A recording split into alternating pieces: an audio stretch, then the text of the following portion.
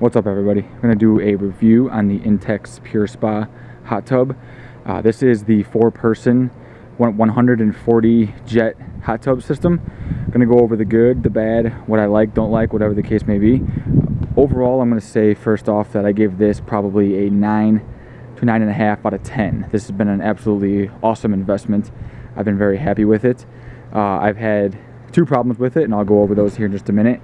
I'm going to kind of go over how it works, what's all in it. First of all, this water you see is pretty clear. It's been in here for about a week and a half now, and you can see how clear it is. Now, my girlfriend and myself, we're not real big fans of using all those crazy, nasty chemicals.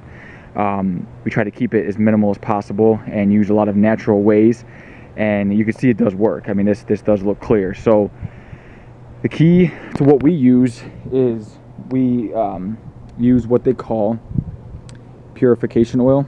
If I can focus in here a little bit. Anyway, purification oil, it's kind of hard to read it. And then we use a tea tree oil. We use tea tree oil. And the only chemical that we use is this shock right here. So just to kind of help clear up the water and make it, make it a little more clean and get rid of some of the bacteria and stuff in there. Otherwise, everything does a very good job. The 2 natural ways do a very good job. 2 or 3 drops of each of those oils in there, and it's, I mean, this is how it stays. So we bought a little net. This was $1 at Walmart. It's for a fish tank, but it certainly serves its purpose. This doesn't really get that dirty, so it doesn't need a huge net. Doesn't need one of those fancy vacuum systems. What goes on with this here? What's all involved here? You have 2 filters, one here and one straight across over there. They use the S1 style cartridge filters. I bought a 12-pack, I'm sorry, for $20 on Amazon not long ago. I would suggest doing that if you want to keep your pool nice and clean. That is a big thing, obviously, is keeping the filters clean so they can do their job. Now, the filters suck in water right there, and then it brings it into the machine back here, spits it back out right here, and that's kind of how it circulates the water. So the water's not actually sitting still, it's actually moving at all times. So that also kind of helps to keep the water clear. This right here that you see right there, that little pouch sticking out, actually is the ring that goes all the way around the tub where all the little jets are. You can see all the little dots. Those are all actually all the bubble jets. And I'll turn this on here in a second and show you how it works. That is the drain. Of course, it comes out right on the bottom right there. This comes with a bubble pad, like the the air pocket things that you come with shipping that everybody loves to pop.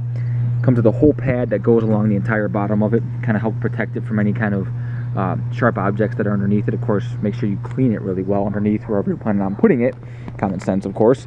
What's all involved in the box here? Well, you can see it's at 99 degrees. I actually turned it off this morning before I went to work. Was planning on sending it in for a warranty, which again, I'll go over the problem that I had. It's at 99 degrees. Usually sits at around 104. This flame means the heater's on. That means the filter's on. And then there's one right here, which is little bubbles, which obviously means the bubbles are on. You can turn on the filter system, turn off the filter system right here, turn on and off the heat, change it to Celsius, Fahrenheit, and this is how you decrease or increase the temperature. This is how you turn on the bubble jets. I'll go ahead and show you that real quick. It's actually pretty nice. Just turn that on, and of course it starts to bubble. It'll fill all the way around the edges here in just a second once the air works its way around. There you go. So I mean, you can see it really puts out some pressure. It does a really good job. Of course, you got a couple spots right here and right there that you don't see a whole lot of bubbles. That's obviously where the filters are. Can't really have bubble jets underneath the filters. Wouldn't serve a very good purpose. So you really do get a good relaxing massage out of this hot tub. It really does do a good job. So these here are your, of course, inlet and outlet for the filter system. Your heater and everything, your pump, everything, all the electronics, everything are in this box here. One of the problems that we had, and this is a very common issue, so kind of listen up here, plan on getting this, is you turn it on and you get the E90 code. It says E90. That means there's no water flow. We called Intex, which by the way, so far they've had great customer support. Comes in down here. out right here, you can see you don't see anything flowing. That's how you want it to be. If you see water trickling or flowing, that means there's an air pocket or something's restricted. That was a problem we had. It was solid here, but it was trickling right here. So we thought that there was something maybe restricted inside of this box. So we called Intex and they said, of course, check, make sure that there's no air pockets in there. Well, we thought that was weird because the tub was full. How could it have an air pocket if it's full? Well, it turns out the filters were clogged. Now, we didn't really pay attention to that because, well, we just got it not long ago. But you know, it doesn't take much to clog these things. This is how the filter looked. You can see it doesn't look that bad. I mean, yeah, you can see it looks dirty. It actually looks a little worse on camera than it does in person, but that's all it took to clog these filters and restrict flow. So that's why I said get yourself a good pack of these because you're gonna want them. So the other problem that I had, and I'm taking care of this tomorrow, is right here. You can see where the seams are, where all these pieces of material kind of meet. I have a leak right there, and every morning I come out here and this thing it shouldn't be that spongy. I just filled it up about an hour ago. You can actually hear it leaking if you listen close enough. Called Intex. They said, okay, that's fine. If it's at the seam, we'll take care of it. All you have to do is cut out some letters. The letters that are on the tub, you have to cut out the Intex logo, and then you have to send in a copy of your receipt and a couple things just to validate the fact that you did buy this. You are the owner. You're not just trying to get a free tub. They want you to cut out a 6-inch section anywhere, and then send it in. Once they receive it, they'll process it, and they will send you back a new tub.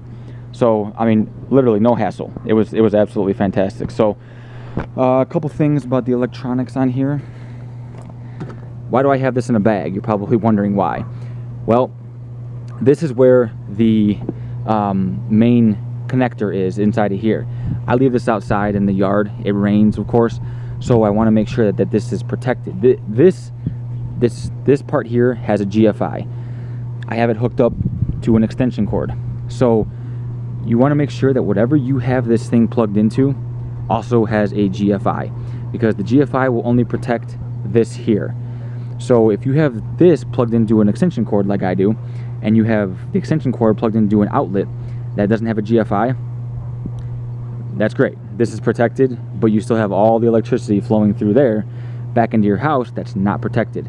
So the GFI will pop immediately if it senses any kind of a short. If it senses any kind of water in the system, it will shut off the circuit so that no electricity is flowing through it. So I have this in a plastic baggie just to make sure. And then at night when it rains, I will take a garbage can and just set it right over the top of it, just like that. Just for a kind of added protection, just because I don't want all of this getting all ruined, you know, getting all full of waterlog. It's only got a 1-year warranty, so I plan on keeping it longer than 1 year, so I got to make sure I'm taking care of it. Another thing, how do you fill it up with air? It takes about 45 minutes to set this thing up completely, from literally box to inflation. You uncap this right here, hook this piece up to that, twist it, lock it, and then you hook it up right here, uncap this, pop this inside of there, twist it, lock it, hit the air bubble button, you're good to go. So it fills up in about 10 minutes. Water time to fill up takes about maybe 40 minutes to fill it up with water, depending on your water pressure, of course.